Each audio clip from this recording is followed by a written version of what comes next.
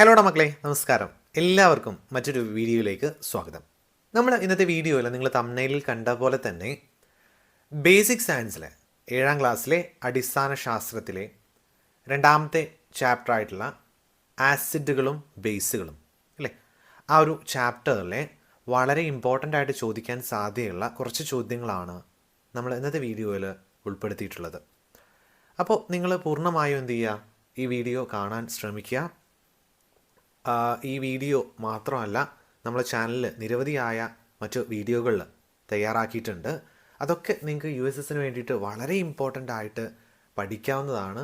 ഷുവറായിട്ടും പ്രതീക്ഷിക്കാവുന്ന കുറേ ചോദ്യങ്ങളാണ് ഉൾപ്പെടുത്തിയിട്ടുള്ളത്. നമ്മൾ നേരെ ആദ്യത്തെ ചോദ്യത്തിലോട്ട് കിടക്കുകയാണ്. നമുക്ക് ആദ്യത്തെ ഒരു ചോദ്യം, ചെമ്പരത്തിപ്പൂവ് വെളുത്ത കടലാസിൽ ഉരച്ച ശേഷം ഉണക്കിയെടുക്കുന്നു. ഇതുപയോഗിച്ച് ഏതിൻ്റെയൊക്കെ ആസിഡ് ബേസ് സ്വഭാവം തിരിച്ചറിയാൻ സാധിക്കും? അപ്പോൾ നോക്കുക, നിങ്ങൾ 4 കാര്യങ്ങൾ: അപ്പക്കാര ലായനി, വിനാഗിരി, മോര്, സോപ്പ് വെള്ളം. നമ്മൾ ചെമ്പരത്തിപ്പൂ ഉരച്ച വെളുത്ത ആ ഒരു കടലാസ് അല്ലേ, വെളുത്ത കടലാസിൽ ഉരച്ചാൽ എന്താ കിട്ടുക? ഒരു ചുവന്ന കളറിലുള്ള ഒരു പേപ്പറാണ് ലഭിക്കുക. അതെന്താണ് നമുക്കറിയാം അല്ലേ. അപ്പോൾ ഇത് വെച്ചിട്ട് നമുക്ക് ആസിഡ് ബേസ് സ്വഭാവം ഏതിൻ്റെയൊക്കെ തിരിച്ചറിയാമെന്നാണ് ചോദിക്കുന്നത്. അപ്പക്കാര ലായനിയാണോ, വിനാഗിരിയാണോ, മോരാണോ, സോപ്പ് വെള്ളമാണോ? 4 ഓപ്ഷനുകൾ ശ്രദ്ധിക്കുക. അതിൽ ഓരോന്നും വ്യത്യസ്തമായ രീതിയിൽ നൽകിയിട്ടുണ്ട്. ഏതൊക്കെയാണ്? ഒന്ന് വിനാഗിരി അല്ലേ. ഒന്നെന്താണ്, നമുക്ക് വിനാഗിരിയുടെ ആസിഡ് ബേസ് സ്വഭാവം തിരിച്ചറിയാൻ സാധിക്കും. അതേപോലെ മോരിൻ്റെ തിരിച്ചറിയാൻ സാധിക്കും. അപ്പോൾ ബിയും സിയും വരുന്നത് ഏതാണ്? ഓപ്ഷൻ ബി അല്ലേ, ഓപ്ഷൻ ബി. അപ്പോൾ നിങ്ങൾ എന്ത് ചെയ്യുക, ഇതേപോലെ കണക്ട് ചെയ്താണ് ഓരോ ചോദ്യങ്ങളും പഠിക്കേണ്ടത്. അടുത്ത ചോദ്യം, ചുവന്ന ലിറ്റ്മസിനെ നീലയാക്കുന്നത് ഏതൊക്കെയാണ്? കഞ്ഞിവെള്ളം, വിനാഗിരി, സോപ്പ് വെള്ളം, നാരങ്ങ നീര്, ഉപ്പുലായനി. അപ്പോൾ നിങ്ങൾ ശ്രദ്ധിക്കേണ്ടത്, ചുവന്ന ലിറ്റ്മസിനെ നീലയാക്കി മാറ്റുന്ന ആരാണ്?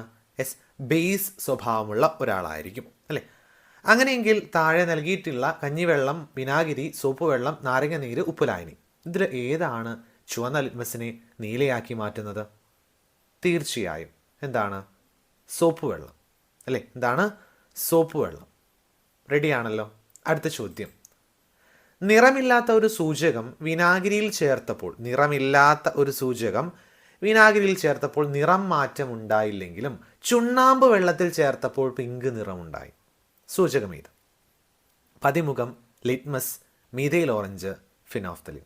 അതായത് നിറമില്ലാത്തൊരു സൂചകമുണ്ട്, അത് വിനാഗിരിയിൽ ചേർത്ത സമയത്ത് എന്ത് ചെയ്തു? നിറം ഒന്നും മാറിയിട്ടില്ല വിനാഗിരിയിൽ ചേർത്ത സമയത്ത്. ചുണ്ണാമ്പ് വെള്ളത്തിൽ ചേർത്ത സമയത്ത് എന്ത് ചെയ്തു? അത് പിങ്ക് നിറമായി എന്ന് പറഞ്ഞാൽ അതിൻ്റെ അർത്ഥം എന്താണ്? ആ സൂചകം ഏതാണ്? തീർച്ചയായും phenolphthalein, option D. Ready.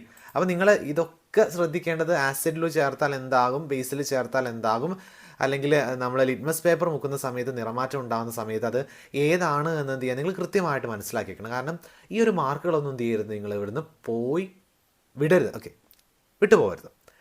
Oxalic acid, citric acid, carbonic acid ഇവ അടങ്ങിയ വസ്തുക്കൾ യഥാക്രമം താഴെ നൽകിയിരിക്കുന്നവയിൽ ഏതാണ്? Oxalic, citric, carbonic. നാരങ്ങ, തക്കാളി ജലം, തക്കാളി സോഡ വാട്ടർ മോര്, ആപ്പിൾ, നാരങ്ങ, മാങ്ങ, തക്കാളി, നാരങ്ങ, സോഡ വാട്ടർ. അപ്പോൾ ഇതിൽ നിങ്ങൾ ശ്രദ്ധിക്കേണ്ട ഒരു കാര്യം, വ്യത്യസ്തമായ ഭക്ഷ്യവസ്തുക്കൾ അല്ലെങ്കിൽ പച്ചക്കറികൾ ഇതിലൊക്കെ അടങ്ങിയിട്ടുള്ള ആസിഡുകൾ ഏതാണ് നിങ്ങൾ തിരിച്ചറിഞ്ഞ് ആദ്യമേ പഠിച്ചു വെക്കണം കേട്ടോ. അതൊന്ന് നിരന്തരമായിട്ട് കഴിഞ്ഞ വർഷവും ചോദ്യങ്ങൾ വന്നിട്ടുണ്ടായിരുന്നു. അപ്പോൾ ഇതിൻ്റെ ശരിയായുള്ള ഉത്തരം ഏതാണ്? ഒന്ന് നോക്കാം അല്ലേ. Oxalic acid, citric acid, carbonic acid ഇവ അടങ്ങിയ വസ്തുക്കൾ ഏതൊക്കെയാണ്, അല്ലെങ്കിൽ വസ്തുക്കൾ ഏതൊക്കെയാണ് എന്നാണ് ചോദ്യം. ഉത്തരം എന്താണ്? തക്കാളി, നാരങ്ങ, സോഡ വാട്ടർ. തക്കാളിയിൽ ഓക്സാലിക് ആസിഡാണ്, നാരങ്ങയിൽ സിട്രിക് ആസിഡാണ്, കാർബോണിക് ആസിഡ് സോഡ വാട്ടറിലാണെന്ന് നിങ്ങൾ എന്ത് ചെയ്യുക, കൃത്യമായിട്ട് മനസ്സിലാക്കി വെച്ച് പോവുക. ഓക്കെ, അടുത്ത ചോദ്യം, മാർബിൾ കഷ്ണങ്ങൾ ശ്രദ്ധിക്കണം കേട്ടോ. മാർബിൾ കഷ്ണങ്ങൾ ആസിഡിലിട്ടാൽ ലഭിക്കുന്ന വാതകത്തിൻ്റെ സ്വഭാവം ചുവടെ നൽകുന്നു. ഓക്കെ, മാർബിൾ കഷ്ണങ്ങൾ ആസിഡിലിട്ടാൽ എന്താണ് സംഭവിക്കുന്നത്? സ്വയം തീ പിടിക്കും, തീ കെടുത്താൻ സഹായിക്കും, തീ കെത്താൻ സഹായിക്കും, ഇവയൊന്നുമല്ല. അപ്പോൾ മാർബിൾ കഷ്ണങ്ങൾ നമ്മൾ ആസിഡിലിട്ട് വയ്ക്കുകയാണെങ്കിൽ എന്താ സംഭവിക്കുന്നത്? അവിടെ ആ ഒരു മാർബിൾ കഷ്ണവും ആസിഡ് കൂടി റിയാക്ട് ചെയ്തിട്ട് എന്ത് ചെയ്യുന്നു, കാർബൺ ഡൈ ഓക്സൈഡ് ഉണ്ടാകുന്നു. അപ്പോൾ നിങ്ങൾക്ക് അറിയാം കാർബൺ ഡൈ ഓക്സൈഡ് തീ കെടുത്താൻ സഹായിക്കുന്ന വാതകമാണ്. ഓപ്ഷൻ ബി ആണ് ശരിയായിട്ടുള്ള ഉത്തരം. ഇങ്ങനെ നിങ്ങൾ എന്ത് ചെയ്യുക, ഒന്ന് കണക്ട് ചെയ്ത് പഠിച്ചാൽ മതി. അടുത്ത ചോദ്യം, ഇതൊക്കെ നിങ്ങൾക്ക് ആപ്ലിക്കേഷൻ ലെവലിലായിരിക്കും ചോദിക്കുന്നുണ്ടാവും കേട്ടോ, നേരിട്ടൊന്നും ചോദിക്കില്ല. അടുക്കളയിൽ നിന്ന് ഒരു പൊടി കയ്യിൽ പുരണ്ട ശേഷം സോപ്പ് ഉപയോഗിച്ച് കഴുകിയ സമയത്ത് ചുവന്ന നിറം ലഭിച്ചു. നമ്മുടെ അടുക്കളയിൽ പോയ സമയത്ത് എന്തൊരു പൊടി കയ്യിലായി, ഇത് പുരണ്ട ശേഷം നമ്മൾ എന്ത് സോപ്പ് ഉപയോഗിച്ച് കഴുകിയ സമയത്ത് ചുവന്ന നിറം ലഭിച്ചു എന്ന് പറഞ്ഞാൽ ഏതായിരിക്കും കയ്യിൽ പുരണ്ട ആ ഒരു പദാർത്ഥം? 4 ഓപ്ഷനുകൾ നൽകിയിട്ടുണ്ട്.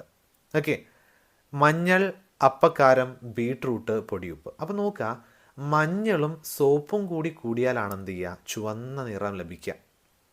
അത് കൃത്യമായിട്ട് മനസ്സിലാക്കി വെച്ച് പോയാൽ മതി. ഓക്കെ, അടുത്ത ചോദ്യം, ഒരു കുട്ടിക്ക് ബലൂൺ സ്വയം ഉയർന്നു പൊങ്ങി. ഓക്കെ, ഉയരത്തിൽ പറക്കാനുള്ള ഒരു വാതകം നിർമ്മിക്കണം. ഏതൊക്കെ പദാർത്ഥങ്ങൾ ചേർത്താലാണ് ഈ വാതകം ലഭിക്കുക? അപ്പോൾ ഒരു കുട്ടി എന്ത് ചെയ്യാണ്, സ്വയം ഉയർന്നു പൊങ്ങുന്ന ഒരു ബലൂൺ നിർമ്മിക്കുകയാണ്. അപ്പോൾ ഏത് പദാർത്ഥം അല്ലെങ്കിൽ ഏത് വാതകം നിർമ്മിച്ചാലാണ്, ബലൂണിൽ നിറച്ചാലാണ് അത് ഉയർന്ന് പൊന്തുക എന്നാണ് ആദ്യം നിങ്ങൾ നോക്കേണ്ടത്. ഓക്കെ, അപ്പോൾ നോക്കുക, വിനാഗിരിയും മാർബിളുമാണോ, നാരങ്ങാ നീരും ചുണ്ണാമ്പുമാണോ, സിങ്കും ഹൈഡ്രോക്ലോറിക് ആസിഡുമാണോ, അല്ലെങ്കിൽ പഞ്ചസാരയും ഹൈഡ്രോക്ലോറിക് ആസിഡുമാണോ?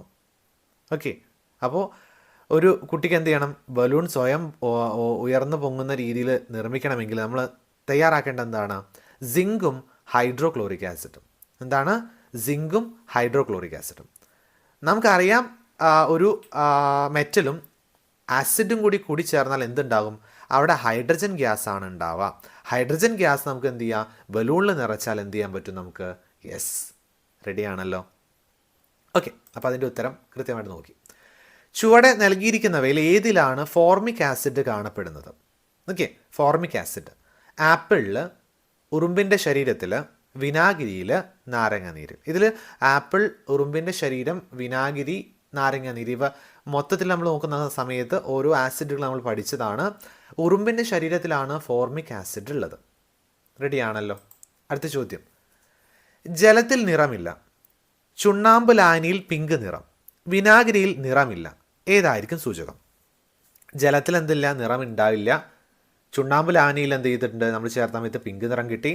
വിനാഗിരിയിൽ ചേർത്ത സമയത്ത് നിറമില്ല, ഏതായിരിക്കും ആ സൂചകം? ചുവന്ന ലിറ്റ്മസ്, മീഥൈൽ ഓറഞ്ച്, ചെമ്പരത്തിച്ചാറ്, ഫിനോഫ്തലിൻ. ഓക്കെ, ഉത്തരം ഫിനോഫ്തലിൻ. അപ്പോൾ ജലത്തിൽ നിറമില്ല എന്ന് പറഞ്ഞാൽ ന്യൂട്രലാണ്. ചുണ്ണാമ്പ് ലായനിയിൽ പിങ്ക് നിറം എന്ന് പറഞ്ഞാൽ എന്താ, ചുണ്ണാമ്പ് ലായനിയിൽ ചേർത്ത സമയത്ത് എന്ത് ചെയ്തു, ചുണ്ണാമ്പ് ലായനി നമുക്കറിയാം എന്താണ്, ബേസാണ്. ബേസിൽ ഫിനോഫ്തലിൻ ചേർത്താൽ എന്ത് ചെയ്യും, പിങ്ക് നിറം ലഭിക്കും. ഈ ഫിനോഫ്തലിൻ ആസിഡിൽ ചേർത്താൽ, അതായത് വിനാഗിരിയിൽ ചേർത്താൽ എന്ത് ചെയ്യില്ല, നിറം ലഭിക്കില്ല. ഉത്തരം ഓപ്ഷൻ ഡി, ഫിനോഫ്തലിൻ. റെഡിയാണല്ലോ. അപ്പോൾ നിങ്ങൾ ഇങ്ങനെ ഓരോന്ന് എന്ത് ചെയ്യുക, കണക്ട് ചെയ്ത് തന്നെ പഠിക്കാൻ ശ്രമിക്കട്ടെ, ഞാൻ പറയുന്ന പോലെ. അതിന് വേണ്ടിയിട്ടാണ് നിങ്ങൾക്ക് ഞാൻ അങ്ങനെ പറഞ്ഞു തരുന്നത്. ബീട്രൂട്ട് ലായനിയെ സംബന്ധിച്ച് ശരിയായ പ്രസ്താവന ഏതാണ്? ബീട്രൂട്ട് ലായനി ആസിഡിൽ പിങ്ക്, ബേസിൽ വയലറ്റ്. ആസിഡിൽ വയലറ്റ്, ബേസിൽ പച്ച കലർന്ന മഞ്ഞ. ആസിഡിൽ പച്ച കലർന്ന മഞ്ഞ, ബേസിൽ പച്ച. ആസിഡിലും ബേസിലും വയലറ്റ്. ഓക്കെ, അപ്പോൾ ബീട്രൂട്ട് ലായനിയിൽ സംബന്ധിച്ച് എന്താണ്, ഒന്ന് ആസിഡിൽ വയലറ്റ് നിറം, ബേസിൽ പച്ച കലർന്ന നിറം. ഇതാണ് ബീട്രൂട്ട് ലായനിയെ സംബന്ധിച്ച് ശരിയായ പ്രസ്താവന. റെഡിയാണല്ലോ. അപ്പോൾ നിങ്ങൾ കുറേ സൂചകങ്ങളൊക്കെ നിങ്ങളിങ്ങനെ പഠിച്ചു പോകുന്ന സമയത്ത് മാറിപ്പോകരുതെന്നാണ് പറയാനുള്ളത്. അച്ചാറുകൾ കൂടുതൽ കാലം കേടുവരാതിരിക്കുന്നത് ചുവടെ നൽകിയിരിക്കുന്നവയിൽ ഏത് പാത്രത്തിൽ സൂക്ഷിച്ചാലാണ്? ഗ്ലാസ്, ചെമ്പ്, അലുമിനിയം, ഓട് അല്ലെങ്കിൽ വെങ്കലം. ഓക്കെ, അച്ചാറുകൾ ഏത് പാത്രത്തിൽ സൂക്ഷിച്ചാലാണ് കൂടുതൽ കാലം നമുക്ക് അത് സംരക്ഷിച്ച് വെക്കാനായിട്ട് സാധിക്കുക? ഉത്തരം ഗ്ലാസ് പാത്രത്തിലാണ്. ഓക്കെ, ഗ്ലാസിൻ്റെ പാത്രത്തിൽ, ഗ്ലാസിൻ്റെ ജാറിലൊക്കെ നമുക്ക് യൂസ് ചെയ്യാം. ദെൻ ബേസുകളുടെ ഉപയോഗത്തിൽ പെടാത്തത്, നമ്മൾ ബേസുകളുടെയും അതേപോലെ ആസിഡുകളുടെയും ഉപയോഗങ്ങൾ പഠിച്ചിട്ടുണ്ട്. ബേസുകളുടെ ഉപയോഗത്തിൽ പെടാത്തത് ഏതെന്ന് ചോദിക്കുന്ന സമയത്ത് സോപ്പ് നിർമ്മാണം, സെറാമിക് പാത്ര നിർമ്മാണം, ഔഷധ നിർമ്മാണം, ബാറ്ററി നിർമ്മാണം. ഇതിൽ ബേസുകളുടെ ഉപയോഗത്തിൽ പെടാത്തത് ഏതാണ്? ഉത്തരം യെസ്, നമ്മൾ ബാറ്ററി നിർമ്മാണത്തിന് നമ്മൾ എന്ത് മാത്രമേ യൂസ് ചെയ്യുള്ളൂ? ആസിഡുകൾ മാത്രമേ യൂസ് ചെയ്യാറുള്ളൂ. ഓക്കെ ആണല്ലോ. ഓക്കെ, ദെൻ അമ്ലമഴ ഉണ്ടാകാൻ ഒട്ടും സാധ്യതയില്ലാത്ത വാതകം ഏത്? അപ്പോൾ നമ്മൾ ഏത് വാതകം ഉപയോഗിച്ചാലാണ് അമ്ലമഴ, നിങ്ങൾക്ക് അറിയാം എന്താണ് അമ്ലമഴ എന്നുള്ളത് അല്ലേ. നമുക്ക് ഇവിടുന്ന് മുകളിൽ പോയിട്ട് എന്ത് ചെയ്യുന്നു, ഇത് ആസിഡായിട്ട് ആസിഡിൻ്റെ കൂടെ എന്ത് ചെയ്യുന്നു, മഴയും കൂടെ പെയ്യുന്ന സമയത്താണ് എന്ത് ചെയ്യുന്നത്, അത് അമ്ലമഴ, ആസിഡ് റെയിൻ എന്നൊക്കെ പറയുന്നത്. ഓക്കെ, അപ്പോൾ ഇതിൽ താഴെ അമ്ലമഴ ഉണ്ടാക്കാൻ സാധ്യതയില്ലാത്ത വാതകം ഏത്? കാർബൺ ഡൈ ഓക്സൈഡ് ആണോ, കാർബൺ ഡൈ ഓക്സൈഡ് ആണോ, നൈട്രിക് ഓക്സൈഡ് ആണോ, സൾഫർ ഡയോക്സൈഡ് ആണോ? ഓക്കെ, ഏതാണ്? യെസ്, ഉത്തരം കാർബൺ മോണോക്സൈഡ്, CO അല്ലേ. കാർബൺ ഡൈ ഓക്സൈഡ് അല്ലെങ്കിൽ എന്താണ് nitric oxide, sulphur dioxide, ഇതൊക്കെ എന്ത് ചെയ്യും, അമ്ലമഴ ഉണ്ടാക്കാൻ സാധ്യതയുള്ള വാതകങ്ങളാണ്. അപ്പോൾ കാർബൺ മോണോക്സൈഡ് നിങ്ങൾ ഓർത്ത് വയ്ക്കാം. അലക്കുകാര ലായനി അല്ലേ, അലക്കുകാര ലായനിയിൽ ഫിനോഫ്തലിൻ ചേർത്താൽ ലഭിക്കുന്ന നിറം ഏത്? ചുവപ്പ്, പിങ്ക്, നീല, ഓറഞ്ച്. മക്കളെ ഏതാടാ അലക്കുകാര ലായനിയിൽ ഫിനോഫ്തലിൻ ചേർത്താൽ ലഭിക്കുന്ന നിറം? യെസ്, ഉത്തരം പിങ്ക് നിറം. റെഡി. ദെൻ ബേസുകളെ കുറിച്ച് തെറ്റായ പ്രസ്താവന ഏതാണ്? ബേസുകളെ കുറിച്ച് തെറ്റായ പ്രസ്താവന ഏത്? സാർവിക സൂചകം ചേർത്താൽ ഗാഢതയ്ക്കനുസരിച്ച് മഞ്ഞ, ഓറഞ്ച്, ചുവപ്പ് നിറം കാണിക്കുന്നു. സാർവിക സൂചകം ചേർത്താൽ നീല നിറം കാണിക്കുന്നു. സാർവിക സൂചകം ചേർത്താൽ ഗാഢതയ്ക്കനുസരിച്ച് പച്ച, നീല, വയലറ്റ് നിറം കാണിക്കുന്നു. ചുവപ്പ് ലിറ്റ്മസ് പേപ്പർ മുക്കിയാൽ നീല നിറം കാണിക്കുന്നു. അപ്പോൾ ഇതിൽ സാർവിക ലായകം അല്ലെങ്കിൽ യൂണിവേഴ്സൽ സോൾവെൻ്റ് എന്നാ പറയാം. ഓക്കെ, അപ്പോൾ ശരിയായിട്ടുള്ള പ്രസ്താവന ഏതാണ്? Yes, option A. ഓർത്ത് വയ്ക്കുക, ഓപ്ഷൻ എ.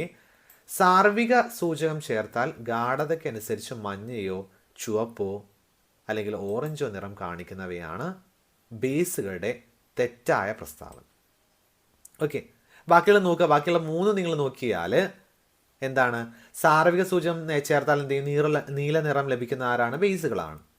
സാർവിക സൂചകം ചേർത്താൽ ഗാഢതയ്ക്കനുസരിച്ച് പച്ച, നീല, വയലറ്റ് നിറം ലഭിക്കുന്നത് ആരാണ്? ബേസുകളാണ്. ചുവപ്പ് ലിറ്റ്മസ് പേപ്പറിനെ നീലയാക്കുന്നത് ആരാണ്? ബേസുകളാണ്. അപ്പോൾ തെറ്റായ പ്രസ്താവന, സാർവിക സൂചകം ചേർത്താൽ ഗാഢതയ്ക്കനുസരിച്ച് മഞ്ഞ, ഓറഞ്ച്, ചുവപ്പ് നിറം കാണിക്കുന്നവ ബേസുകളല്ല. റെഡിയാണല്ലോ? ഓക്കെ, അടുത്ത ചോദ്യം. ഒരു തുള്ളി ഫിനോഫ്തലിൻ ചേർത്ത വളരെയധികം നേർത്ത സോഡിയം ഹൈഡ്രോക്സൈഡ് ലായനിയിലേക്ക് ഒരു സ്ട്രോ ഉപയോഗിച്ച് തുടർച്ചയായി കുറച്ച് സമയം ഊതിയാൽ ഉണ്ടാകുന്ന നിറം മാറ്റം ഏതാണ്? ഓക്കെ, നോക്കുക. പിങ്ക് നിറം നഷ്ടപ്പെട്ട് ലായനി തെളിയുന്നു. തെളിഞ്ഞ ലായനിക്ക് പിങ്ക് നിറം ലഭിക്കുന്നു. ലായനിയുടെ പിങ്ക് നിറം മാറി മഞ്ഞയായി മാറുന്നു. നിറമില്ലാത്ത ലായനിക്ക് പാൽ നിറം ലഭിക്കുന്നു. ഓക്കെ, അപ്പോൾ ഏതാണ് ശരിയായ ഈ ഒരു പ്രസ്താവന? ഓക്കെ, ഇവിടെ പിങ്ക് നിറം മാറി എന്ത് ചെയ്യുന്നു, ആ ലായനി തെളിയുന്നതാണ് നമുക്ക് കാണാൻ സാധിക്കുന്നത്. കാരണം കാർബൺ ഡൈ ഓക്സൈഡ് ആണ് അവിടേക്ക് പോകുന്നത്. മനസ്സിലായല്ലോ? ഫിനോഫ്തലിൻ ചേർത്താൽ പിങ്ക് നിറം വരാത്ത ലായനി ഏതാണ്? ചാരം ചേർത്ത ലായനി അല്ലെങ്കിൽ ചാരം ചേർത്ത വെള്ളം, നാരങ്ങ വെള്ളം, സോപ്പ് വെള്ളം, അതേപോലെ ചുണ്ണാമ്പ് വെള്ളം. ഫിനോഫ്തലിൻ ചേർത്താൽ പിങ്ക് നിറം വരാത്തത് ഏതാണ്? ഓക്കെ, ഉത്തരം നാരങ്ങ വെള്ളം. കാരണം നാരങ്ങ വെള്ളത്തിൽ സിട്രിക് ആസിഡ് ആണുള്ളത്. ആസിഡ് ആവുന്ന സമയത്ത് എന്ത് ചെയ്യില്ല, ഒരിക്കലും ഫിനോഫ്തലിൻ ചേർത്താൽ എന്ത് ചെയ്യില്ല, പിങ്ക് നിറം ലഭിക്കില്ല. ബാക്കിയുള്ളതൊക്കെ നോക്കുക നിങ്ങൾ, ബേസുകളാണ്. റെഡി. ഇനി അടുത്ത ചോദ്യം എന്ന് പറഞ്ഞാൽ നോക്കാം. മുട്ടത്തോട് വിനാഗിരിയിൽ ഇട്ടാൽ ഉണ്ടാകുന്ന വാതകം ഏത്? മുട്ടത്തോട് വിനാഗിരിയിൽ ഇട്ടാൽ ഉണ്ടാകുന്ന വാതകം hydrogen, nitrogen, oxygen, carbon dioxide. Okay, അപ്പോൾ മുട്ടത്തോട് വിനാഗിരിയിൽ ഇട്ടാൽ ഉണ്ടാകുന്ന വാതകം ഏത് എന്നാണ് ചോദ്യം. നമുക്കറിയാം അത് കാർബൺ ഡൈ ഓക്സൈഡ് ആണ്. കാൽഷ്യം കാർബണേറ്റ് ആണ് മുട്ടത്തോട്. ഇത് വിനാഗിരിയിൽ ഇട്ടാൽ എന്താ ഉണ്ടാവുക? Carbon dioxide. നിങ്ങൾ നോക്കുക, ഈ ഒരു ചോദ്യം അവസാനത്തെ ചോദ്യമാണ് മക്കളെ. നിങ്ങൾ ഈ ഒരു ചോദ്യം എന്ത് ചെയ്യുക, കൃത്യമായിട്ട് എനിക്ക് കമൻറ്റ് ബോക്സിലായിട്ട് ഇട്ട് തന്നാൽ മതി. ഓക്കെ, അപ്പോൾ നിങ്ങൾ ശ്രദ്ധിക്കേണ്ടത്, ഈ ഒരു ചോദ്യം കൃത്യമായിട്ട് നിങ്ങൾ എന്ത് ചെയ്യുക, വായിച്ച് നോക്കുക. വായിച്ച് നോക്കിയതിന് ശേഷം എന്താണ് ചെയ്യേണ്ടത്? യെസ്, ഈ ചോദ്യത്തിൻ്റെ ഉത്തരം നിങ്ങൾ കമൻറ്റ് ബോക്സിൽ രേഖപ്പെടുത്തുക. തീർച്ചയായും നിങ്ങൾക്ക് എന്ത് ചെയ്യും, ശരി ഉത്തരമാണെങ്കിൽ ഞാൻ എൻ്റെ കമൻറ്റ് തരും. ഓക്കെ, ഹൈഡ്രോക്ലോറിക് ആസിഡ് മാർബിൾ കഷ്ണങ്ങളും തമ്മിൽ രാസപ്രവർത്തനം നടക്കുന്ന ഒരു ടെസ്റ്റ് ട്യൂബിൻ്റെ വായ്ഭാഗത്ത് കത്തുന്ന ഒരു തീപ്പെട്ടിക്കൊള്ളി കാണിച്ചാൽ ഉണ്ടാകുന്ന മാറ്റം എന്താണ്? അതായത് ഹൈഡ്രോക്ലോറിക് ആസിഡ് ഉണ്ട്, അതിലോട്ട് നമ്മൾ മാർബിൾ കഷ്ണങ്ങൾ ഇട്ടു, ഈ രാസപ്രവർത്തനം നടക്കുന്നുണ്ട്. ഈ ടെസ്റ്റ് ട്യൂബിൽ നിന്ന് എന്ത് ചെയ്യും, ഒരു വാതകം പുറത്തോട്ട് വരും. ആ വാതകത്തിലോട്ട് തീപ്പെട്ടിക്കൊള്ളി കാണിച്ചാൽ ഉണ്ടാകുന്ന മാറ്റം എന്താണ്? ഓപ്ഷൻ എ ആളിക്കത്തും, ടപ്പ് എന്ന ചെറിയ പൊട്ടൽ ശബ്ദമുണ്ടാകും, നീല നിറത്തിൽ കത്തും, തീ അണയും. അപ്പോൾ നിങ്ങൾ ഇവിടെ ശ്രദ്ധിക്കേണ്ട ഒരു കാര്യം, ഓക്കെ, ഇവിടെ ഉണ്ടാവുന്നത് ഓക്സിജൻ ആണോ ഹൈഡ്രജൻ ആണോ കാർബൺ ഡൈ ഓക്സൈഡ് ആണോ എന്ന് തിരിച്ചറിഞ്ഞ് നിങ്ങൾ എന്ത് ചെയ്യുക, കമൻറ്റ് ബോക്സിൽ നല്ല വൃത്തിയായിട്ട് കമൻറ്റ് ചെയ്യുക. ഓക്കെ, സോ നമ്മൾ ഈ ഒരു വീഡിയോ ഇവിടെ അവസാനിപ്പിക്കുകയാണ്. വീഡിയോ എല്ലാവർക്കും ഇഷ്ടമായെന്ന് വിചാരിക്കുന്നു, വീഡിയോ ഉപകാരപ്പെട്ടു എന്ന് വിചാരിക്കുന്നു. വളരെ കുറേ അധികം ചോദ്യങ്ങൾ നമ്മൾ പറഞ്ഞു പോയിട്ടുണ്ട്. ഓക്കെ, അപ്പോൾ വളരെ സമയമെടുത്തിട്ടാണ് നമ്മൾ പറഞ്ഞിട്ടുള്ളത്. വിശദീകരണങ്ങളൊക്കെ ആവശ്യമുള്ളിടത്ത് തന്നിട്ടുണ്ട്. വീഡിയോ ഇഷ്ടമായെങ്കിൽ ചാനൽ സബ്സ്ക്രൈബ് ചെയ്യുക. അതേപോലെ നിങ്ങൾ എന്ത് ചെയ്യുക, നിങ്ങളുടെ കൂട്ടുകാരിലേക്കും ബാക്കിയുള്ള ആളുകളിലേക്കും എന്ത് ചെയ്യുക, വീഡിയോ ഷെയർ ചെയ്ത് കൊടുക്കുക. സോ വീഡിയോ കണ്ട എല്ലാവർക്കും, എല്ലാ കൊച്ചു കൂട്ടുകാർക്കും എല്ലാവർക്കും നന്ദി, നമസ്കാരം. Thank you so much for watching this video. By.